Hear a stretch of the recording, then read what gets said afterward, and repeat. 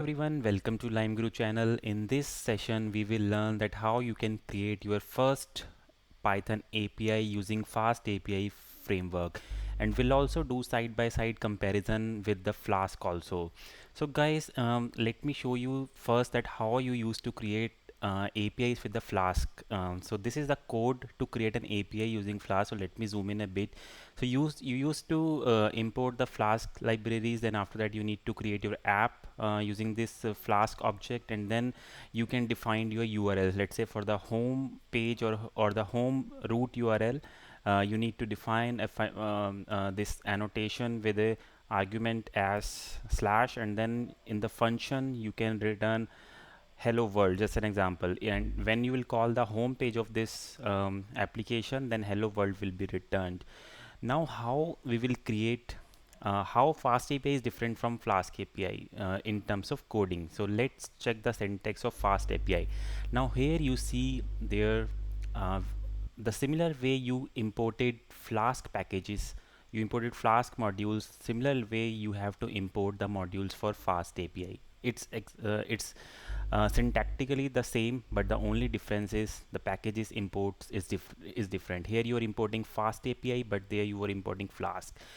Now the next step in Flask was you need to create an object of Flask. Similarly, you will create an object of FastAPI here also.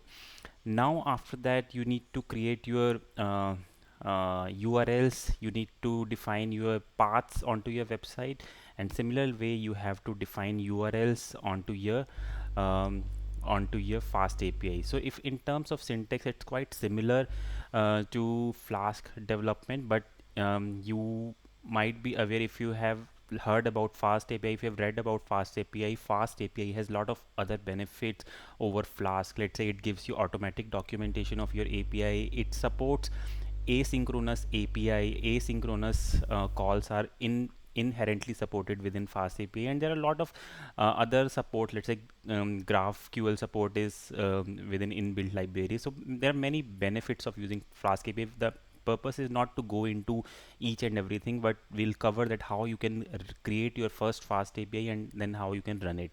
So this is my FastAPI has been created. First is the import, then creation of the object, and then you can define your URL. So let's try to run this FastAPI now.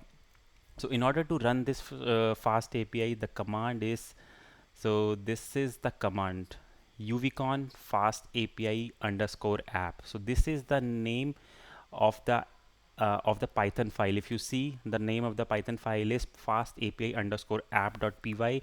So you have to give the same name here, fast API underscore app colon app, and then you can run it. So if I press enter here, so you see my application has been loaded. It says application startup complete, and my API is running on the port number 8000. Let's try to hit this URL onto my browser. So if I hit onto my browser, so you see that hello world has been returned from the FastAPI. It's as easy to implement FastAPI in the Python. So going back to the code again, so we have mentioned to return hello world, and the same has been returned onto the browser. So this is how you can implement your first fast API using the FastAPI library in Python. That's it about this video. Thank you for watching.